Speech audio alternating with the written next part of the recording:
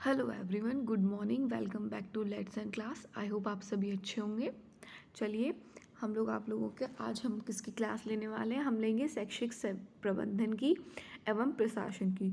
तो ये हमारा फोर्थ सेमेस्टर का सेकंड पेपर होता है और इसकी आज हमारी कौन सी क्लास है? Class number 8। कौन सी क्लास है? क्लास नंबर 8 है, जिसमें हम अपना न्यू चैप्टर है उसको डिस्कशन करेंगे। चैप्टर नंबर 6, जिसका नाम है शैक्षिक प्रबंधन। जिसका नाम क्या है? शैक्षिक प्रबंधन नाम है। तो आज हम क्या करेंगे, टेक्स्ट चैप्टर है हमारा चैप्टर नंबर 6, उसके बारे में डिस्कशन करेंगे। चैप्टर नंबर 6 क्या है? शैक्षिक प्रबंधन। तो हम शैक्षिक प्रबंधन को इंग्लिश में क्या कहते हैं? Educational management. शैक्षिक प्रबंधन को इंग्लिश में क्या कहा जाता है?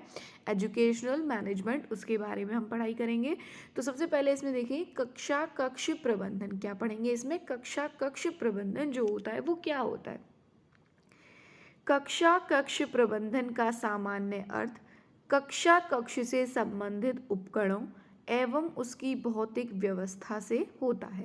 ये जो कक्षा कक्ष प्रबंधन का सामान्य अर्थ क्या होता है कि जो कक्षा कक्ष से संबंधित उपकरणों एवं उसकी भौतिक व्यवस्था से होता है, कि जो उससे संबंधित कक्षा कक्ष में जो क्या होते हैं, जो उसमें उपकरण होते हैं और उनकी जो भौतिक व्यवस्था है उससे होता है। कक्षा कक्ष प्रबंधन एक व्यापक संप्रत्यय है। क्या है? कक्षा कक्ष प्रबंधन एक व्यापक संप्रत्यय है, जिसके अंतर्गत कक्षा से संबंधित समस्त भौतिक संसाधनों जैसे भवन, कुर्सी, मेज आदि और मानवीय संसाधनों जैसे शिक्षक, शिक्षार्थी को प्रबंधन में सम्मिलित किया जाता है। क्या किया जाता है? सम्मिलित किया जाता है। तो आप ये कह सकते हैं, हमारी जो क्लास होती है, क्या होती है? क्लास होती है। तो कक्षा कक्ष प्रबंधन मतलब जो हमारी क्लास होती है उसमें जो भी भौतिक संसाधन हो गए, जैसे हमारे कुर्सी हो गई, भवन, कुर्सी, मेज आदि, और मानवीय संसाधन जैसे शिक्षक और शिक्षार्थी हो गए, को प्रबंधन के सम्मिलित जो है किया जाता है। आगे है कि इसके उद्देश्य क्या होते हैं, कि कक्ष के क्या होते हैं उद्देश्य, कक्षा कक्ष प्रबंधन के क्या होते हैं उद्देश्य, जो है वो क्या होते हैं, उनके बारे में हम डिस्कशन करेंगे। फर्स्ट क्या है?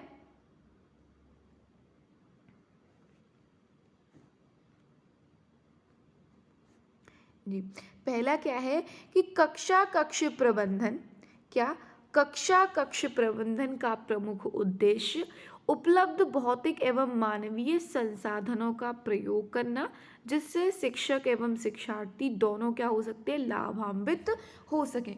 मतलब कक्षा कक्ष प्रबंधन का जो प्रमुख उद्देश्य होता है वो क्या होता है कि जो उपलब्ध भौतिक एवं मानवीय संसाधन हैं उनका प्रयोग करना, जिससे शिक्षक और शिक्षार्थी दोनों क्या हो सकते हैं? लाभान्वित हो सके।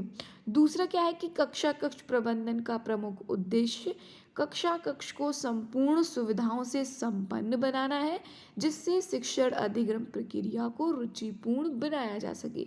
मतलब कक्षा कक्ष प्रबंधन का मुख्य उद्देश्य क्या होता है कि जो कक्षा कक्ष आपका जहाँ पढ़ाई करते हैं उसको संपूर्ण सुविधाओं से आपको संपन्न करना है, जिससे आप लोगों का जो शिक्षण अधिगम की जो प्रक्रिया है उसको रुचिपूर्ण बनाया जा सके। थर्ड है कि शिक्षण अधिगम प्रक्रिया को सरल एवं प्रभावशाली बनाना है, जिससे छात्रों का अधिगम स्तर उच्च हो। मतलब जो शिक्षण अधिगम प्रक्रिया को क्या बनाना है? को सरल एवं प्रभावशाली बनाना है, जिससे छात्रों का अधिगम स्तर क्या हो? उच्च हो सके। मतलब जो छात्र हैं उनका अधिगम स्तर क्या हो सके? उच्च हो सके। नेक्स्ट टॉपिक है हमारा कि कक्षा कक्ष प्रबंधन की प्रक्रिया क्या होती? किसकी? कक्षा कक्ष प्रबंधन की जो प्रक्रिया है वो क्या होती है? पहली क्या है कि कक्षा कक्ष की बैठक व्यवस्था में लचीलापन हो। जो कक्षा कक्ष की आपकी बैठक होती है ना, उसमें क्या हो? लचीलापन हो, जैसे कि आप उसके भवन में निर्माण करा सके, जो क्लास है उसमें थोड़ी बहुत आप लोग चेंजेस जो है वो ला सके। तो कक्षा कक्षी बैठक व्यवस्था में क्या होनी चाहिए? लचीलापन हो। दूसरा क्या है कि कक्षा कक्ष में उचित प्रकाश की व्यवस्था होनी चाहिए, कि उसमें अच्छे से सूरज की रोशनी जो है वो आनी चाहिए, ताकि बच्चे को अंधेरे में ना पढ़ना पड़े, उसको प्रॉपर लाइट वगैरह की आप व्यवस्था जो है करें। थर्ड है, कक्षा में शिक्षण अधिगम सामग्रियाँ इस प्रकार रखी जाएं कि बच्चे उनको आसानी से देख सकें, उनका प्रयोग कर सकें। अब ये नहीं आपने कोई क्लास में कोई अलमीरा बनवाई और बिल्कुल इतनी ऊंची लगवा दी कि बच्चे उस तक पहुंच ही नहीं पा रहे हैं। उनको आपने एकदम बिल्कुल अलग तरीके से रखवा रखा है कि बच्चे उसको देख भी नहीं पा रहे हैं। तो इस तरीके से हमको रखना चाहिए कि बच्चे उनको आसानी से देख सकें और उनका क्या कर सकें, प्रयोग कर सकें। फोर्थ है कि छात्रों द्वारा किए गए कार्यों के प्रदर्शन के लिए स्थान निर्धारित हो। मतलब जो छात्र हैं उनके द्वारा जो कार्य किए गए, जैसे मॉडल्स बनाए आप लोगों ने, चार्ट बनाई, तो उनके लिए एक अलग प्रदर्शन के लिए क्या होना चाहिए, अलग स्थान निर्धारित होना चाहिए। पांचवा है कि एक आदर्श कक्षा कक्ष में इस प्रकार की व्यवस्था होनी चाहिए कि सभी अनुशासन से रहें। मतलब एक जो आदर्श आपका कक्षा कक्ष है उसमें इस प्रकार से आपको व्यवस्था होनी चाहिए कि जो सभी के सभी बच्चे हैं वो उनमें क्या होना चाहिए, वो अनुशासन से रहें। छठा है कि कक्षा का परिवेश स्वच्छ और अधिगम हेतु सुविधाजनक हो। जो कक्षा का परिवेश है वो साफ सुथरा और पढ़ाई के पर्पज से क्या होना चाहिए, सुविधाजनक होना चाहिए। सेवंथ है कि प्रत्येक कक्षा कक्ष की दीवारों का रंग क्या हो, हल्का, क्योंकि भड़कीला रंग आप लगाएंगे तो वो अच्छा नहीं लगता है। तो इससे अच्छा है कि प्रत्येक कक्षा कक्ष की दीवारों का रंग कैसा होना चाहिए, हल्का होना चाहिए। एट्थ क्या है कि दीवारों पर सूचनाएं, समाचार पत्रों की कटिंग, चार्ट, लेख, मानचित्र आदि लगाने के लिए फ्लाइंग बोर्ड होना चाहिए। मतलब जैसे जो दीवार पे आपको आपने देखा होगा एक नोटिस बोर्ड लगा होता है कॉलेज वगैरह में, तो उस पे जो इम्पोर्टेंट आप लोगों की जो सूचनाएं लगानी होती हैं बच्चों से रिलेटेड, कुछ जो उनकी क्या होती है कि आपने देखा होगा कि जो उन्होंने परफॉर्मेंस दी है उसका फ़ोटो जो है लगाया जाता है। तो ये सारी चीज़ों के लिए क्या होना चाहिए, एक अवधि के लगाने के लिए फ्लैन बोर्ड क्या होना चाहिए, होना चाहिए। नाइन्थ क्या है कि सामने की दीवार पर उपयुक्त ऊंचाई पर श्याम पट होना चाहिए। मतलब जो ब्लैक बोर्ड है बच्चों के सामने उनको सबको दिखाई दे, इस प्रकार से होना चाहिए। ये नहीं कि बिल्कुल एकदम ऊंचा लगा दो कि बच्चे देख भी नहीं पा रहे, गर्दन ऊंचा उचक के देख रहे हैं। अब ये भी नहीं कि बिल्कुल नीचे लगा दो। तो एक आप लोगों की सामने की दीवार पर उपयुक्त ऊंचाई पर क्या होना चाहिए, एक श्याम पट होना चाहिए। टेंथ क्या है कि कक्षा कक्ष के आदर्श प्रबंधन हेतु शिक्षण विधियों का प्रबंधन भी आवश्यक है। देखिए कक्षा कक्ष के जो आदर्श प्रबंधन है उनके हेतु एक उचित शिक्षण विधियों का प्रबंधन भी क्या होता है, आवश्यक होता है। सॉरी, आगे है कि शिक्षण अधिगम सामग्री प्रबंधन। आगे हमारा नेक्स्ट टॉपिक कौन सा है कि शिक्षण अधिगम सामग्री प्रबंधन क्या होता है। देखिए सहायक सामग्री का जो उपयोग है शिक्षण को प्रभावी, रोचक, व्यवहारिक तथा सुबोध बनाने में सहायक होता है। जो सहायक सामग्री का उपयोग क्या होता है कि शिक्षण को प्रभावी बनाने में, रोचक बनाने में, उसको व्यवहारिक तथा सुबोध बनाने में क्या होता है, सहायक होता है। शिक्षण अधिगम सामग्री के प्रबंधन में उन सभी तथ्यों को सम्मिलित किया जा सके इसके निर्माण, रखरखाव एवं प्रयोग से संबंधित होते हैं। शिक्षण अधिगम सामग्री के प्रबंधन में किन तथ्यों को शामिल किया जाता है, जो इसके निर्माण में, रखरखाव में और प्रयोग से क्या होते हैं, संबंधित होते हैं। आगे क्या दिया हुआ है कि शिक्षक, आगे क्या है कि हाँ, फर्स्ट हमारा पॉइंट क्या है कि शिक्षक को चाहिए कि वह भाषा शिक्षण हेतु छोटी छोटी कहानियाँ, गीतों एवं कविताओं की रचना स्वयं करने का प्रयास करे। शिक्षक को क्या चाहिए कि वह भाषा शिक्षण हेतु छोटी छोटी कहानियाँ, गीत एवं कविताओं की रचना करने का प्रयास करे और बच्चों को उनके ज़रिए जो है पढ़ाए, क्या करे, उनके ज़रिए उनको पढ़ाए। दूसरा है कि भिन्न भिन्न विषयों के शिक्षण सामग्री एकत्रित कर छात्रों की सहायता से एक एल्बम बनवाए और समय समय पर एल्बम का प्रयोग करे। इससे क्या होता है कि बच्चों की भाषा का विकास के साथ साथ पढ़ने में रुचि बढ़ेगी और उन्हें पढ़ने में क्या आएगा, आनंद भी आएगा। नेक्स्ट क्या है कि शब्द भंडार वृद्धि के लिए मॉडल, शब्द कार्ड आदि बनाए, जिससे उनकी क्या होती है कि उनकी जो वोकेबलरी है वो मजबूत होगी, उनको नए नए वर्ड्स जो हैं वो मिलेंगे, वो सीखेंगे उससे कुछ ना कुछ। अगला है कि कक्षा में फ्लैश कार्ड को बनवाकर बच्चों को दिखाए और उन्हें भी कार्ड बनाने का निर्देश दे।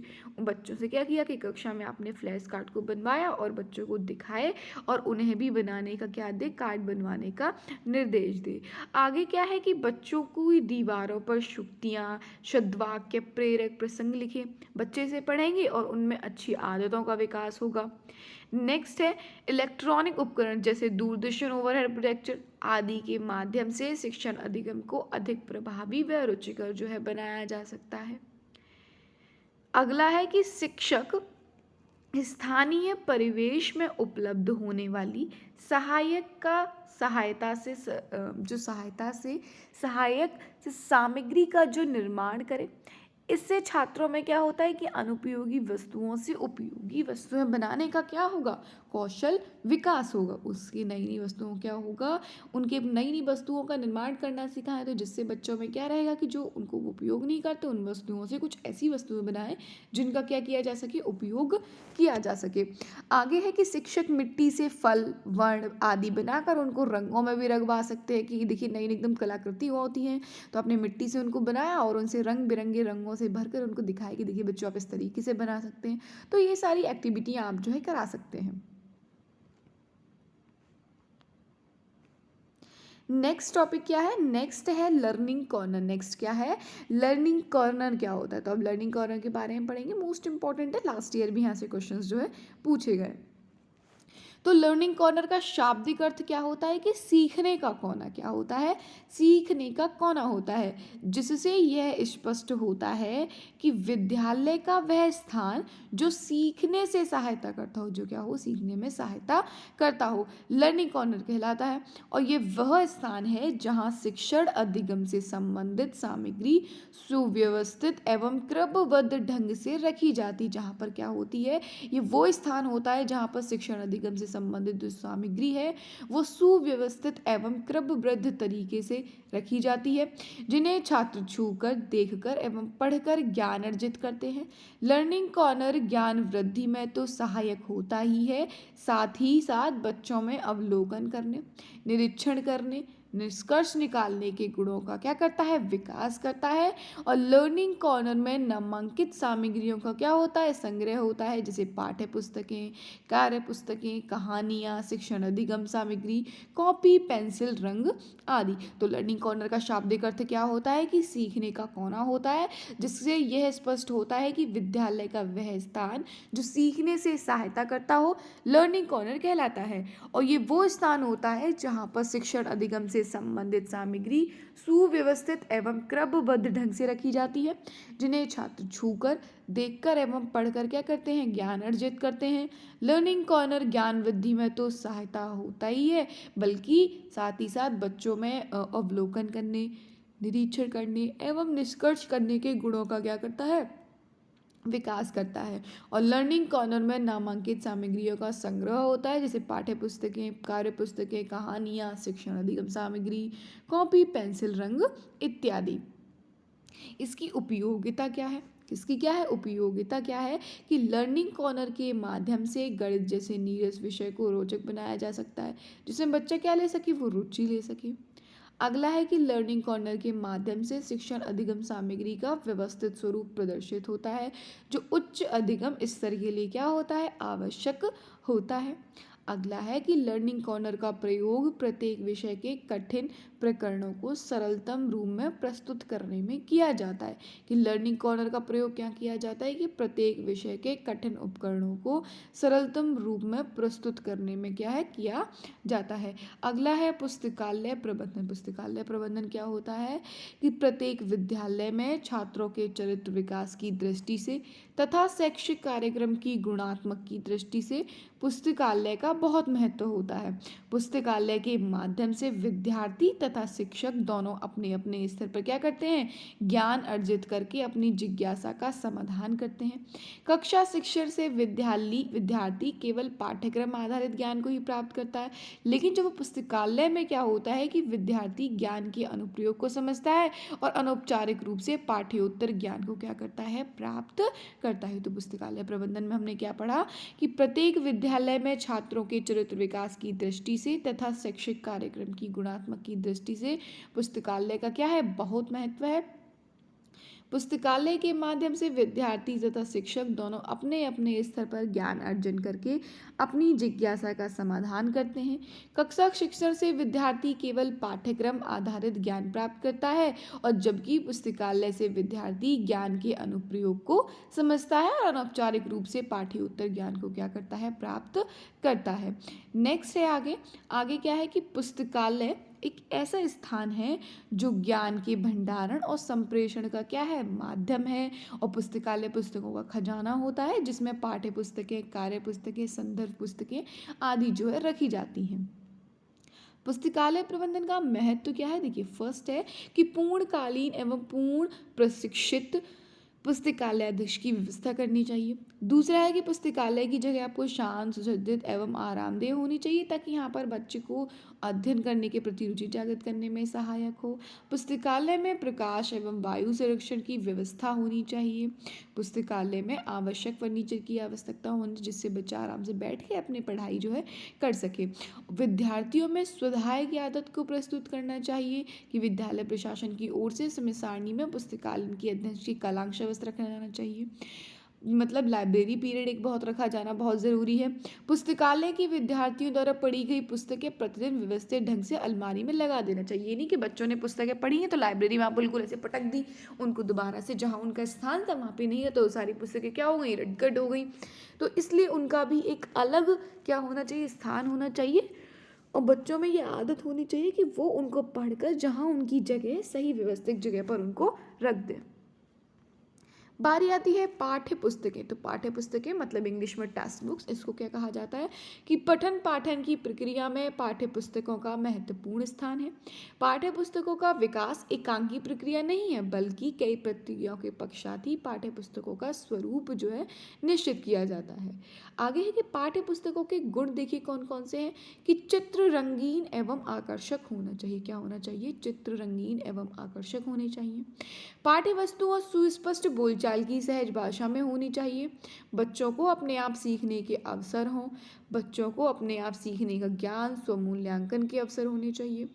पाठ्य पुस्तकों से बच्चों को प्रोत्साहित एवं जिज्ञासु जो है बनाया जा सकता है। पाठ्य वस्तु बच्चों के स्तरानुकूल एवं रोचक होनी चाहिए। पाठ्य वस्तुओं से बच्चों में आत्मविश्वास, निर्भरता, तर्क करना व कारण प्रभाव कल्पना शक्ति, सृजनात्मकता जैसे जीवन कौशलों का विकास हो सके। प्राथमिक स्तर की पाठ्य पुस्तकें देखिए कौन कौन सी, एक तो कलरव है जिसको हिंदी भाषा बोलते हैं, गिनतारा आती है, गणित ये मोस्ट इंपॉर्टेंट है, हमको पता होना चाहिए कि प्राथमिक स्तर पर आप लोगों के सीटेट में मोस्टली पूछा जाता है कि प्राथमिक स्तर पर पाठ्य पुस्तक आपकी कौन कौन सी है। तो गिनतारा गणित की होती है, हमारा परिवेश सामाजिक अध्ययन की होती है, परख विज्ञान की होती है, रेनबे इंग्लिश की होती है, संस्कृत प्यूषम मतलब संस्कृत होती है, और कलरव मतलब हिंदी जो वही होती है। आगे है कि कार्य पुस्तिका क्या होती है। कार्य पुस्तिका क्या होती है कि कार्य शुरुआत से किससे, शुरुआत से ही बच्चों में लिखने पढ़ने की रुचि उत्पन्न करने, स्वाधिगम एवं कल्पना शक्ति के विकास के अनुरूप उनकी संप्राप्ति में स्थायित्व के लिए प्राथमिक कक्षाओं में भाषा एवं गणित विषयों की अलग अलग कार्यपुस्तिका विकसित की गई है। पहली, जैसे मान लीजिए कार्य पुस्तिकाओं की विषय सामग्री पाठ्य पुस्तकों के अनुरूप होनी चाहिए। किसके अनुरूप होनी चाहिए, पाठ्य पुस्तकों के अनुरूप होनी चाहिए। दूसरा, कार्य पुस्तिका में आकर्षक एवं रोचक चित्रों के माध्यम से अभ्यास किए जाने चाहिए। तीसरा, कार्य पुस्तिका में प्रारंभ में रंग भरने का प्रयास कराया जाए और बाद में लिखने का। चौथा है, कार्य पुस्तिका में पर्याप्त उदाहरण होने चाहिए जिससे बच्चे स्वतः ही क्या कर सकें, अभ्यास कर सकें। पांचवा है, अभ्यास कार्यों में रोचकता बनी रहे इसके लिए प्रश्नों की नवीनता एवं बारंबारता का क्या रखना चाहिए, ध्यान रखना चाहिए। आगे है कि शिक्षण संद्रिकाएँ क्या होती हैं, ये 2021 में यहाँ से पूछा भी गया है कि पाठ्य पुस्तक में प्रयुक्त शिक्षण विधाओं को शिक्षक सामग्री से कक्षा में प्रयोग कर सके। इस दृष्टिकोण से शिक्षक संदेशिकाओं की रचना की गई है। शिक्षक संदेशिकाओं में पाठ्य पुस्तक के प्रत्येक पन्ने को शामिल किया गया है जिससे शिक्षक को पढ़ाने में क्या होता है, आसानी होता है। क्या होता है, पढ़ाने में आसानी होता है। शिक्षक संद्रिकाओं में पाठ्य पुस्तक के उद्देश्य पूर्व ज्ञान प्रयुक्त सामग्री आदि का विषय शामिल किया गया है। पढ़ाने के लिए समय समय प्रबंधन का स्पष्ट विवरण होता है कि पाठ के अंत में आपके लिए वाक्य स्पेस दिया गया है जिससे अध्यापक स्वयं नवीन विधियाँ कह सकते हैं, लिख सकते हैं। बारी आती है कि शब्दकोश क्या होता है कि शब्दकोश एक बड़ी सूची या एक ऐसा ग्रंथ है जिससे शब्दों की वर्तनी, उनकी उत्पत्ति, व्याकरण, अर्थ, परिभाषा और प्रयोग आदि का जो क्या हो सकता है समावेश होता है, और शब्दकोश कई भाषाओं में भी लिखा होता है। तो ये आप लोगों का चैप्टर हो गया फिनिश।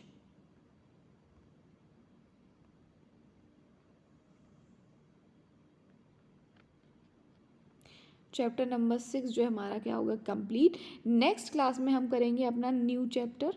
नेक्स्ट क्लास है हमारी, उसमें हमारा न्यू चैप्टर है, क्लास नंबर चैप्टर नंबर आपका चैप्टर नंबर 7। उसको हम डिस्कशन करेंगे अपनी नेक्स्ट क्लास में।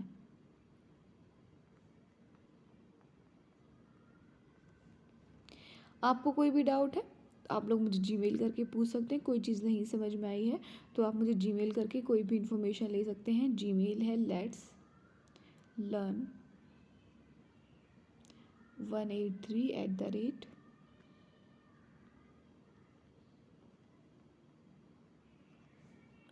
या लेट्स लर्न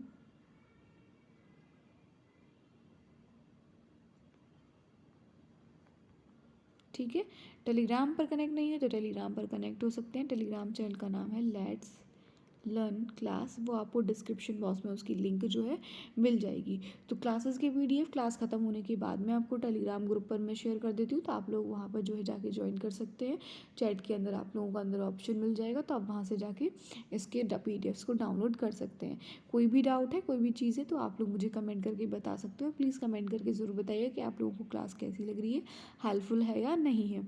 अभी तक अगर आप लोगों ने चैनल को सब्सक्राइब नहीं किया है तो आप लोग प्लीज़ चैनल को सब्सक्राइब कर लीजिए और अपने फ्रेंड्स में, अपने ग्रुप में जो है इसको ज़रूर शेयर कीजिए, क्योंकि 4th सेमेस्टर की आप लोगों की ऑल सब्जेक्ट की जो क्लासेस हैं वो आप लोगों की क्या हो गई हैं, शुरू कर दी हैं। आप लोगों की जो सभी सब्जेक्ट की क्लासेस हैं वो क्या हो गई हैं, स्टार्ट हो गई हैं।